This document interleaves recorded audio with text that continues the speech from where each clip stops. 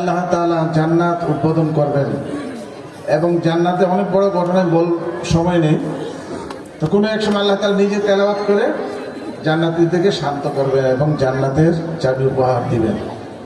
তা আল্লাহ বলবেন যে দেখো এই যে কোরআনের মাহফিল দুনিয়াতে হয়েছে, সেখানে কোনো তাদের ছবি আছে কিনা, যদি দেখা যায় তাহলে বিনা হিসাবে জান্নাতের চাবি উপহার দেওয়া হবে। তো এরকম একটা সুযোগ আমরা জানি না বলে দাঁড়িয়ে আছি।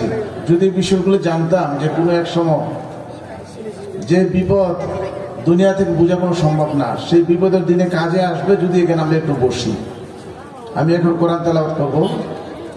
আমার আল্লাহ বলেন প্রতি অক্ষরের বিনিময়ে 10 থেকে 10 লক্ষ নেকি আপনার আখিরাতের ব্যাংকে অটোমেটিক আল্লাহ তারা জমা করে দিবেন। চাইতে হবে না, শুধু একটু যদি বসেন। তো এইভাবে দাঁড়িয়ে না থেকে একটু বসলে আপনার নিজেরও উপকৃত হবেন। আর কোরআন তেলাওয়াত একটা মজার বিষয়, যার পর দিলে কোরআন তো ভালো লাগে না, বুঝতে হবে আপনার ইমানের মধ্যে বিমার অসুখ আছে, অনেক অসুখ। সেই অসুখের চিকিৎসা না হলে বেঈমান হয়ে মরতে হবে, জাহান্নামী সার্টিফিকেট নিয়ে মরতে হবে। যদি কোরআন মজা না লাগে, কোরআন যদি আপনি টেনে না নিয়ে আসে, ইমানকে টেনে না নিয়ে আসে কোরআনের কাছে, তাহলে বুঝতে হবে অনেক সমস্যা আছে। শুধু কোরআন ভালোবাসি, আল্লাহকে ভালোবাসি বলে চলবে না। তা আমি অনুরোধ করবো আপনারা চলে আসুন। বেশি না, আমি হয়তো 10 মিনিট 7 মিনিট তেলাওয়াত করবো, তারপরে হযরত বসে আছেন বয়ান করবে।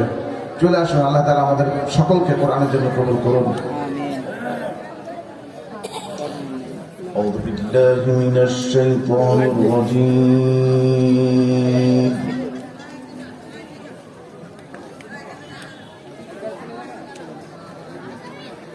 بسم الله الرحمن الرحيم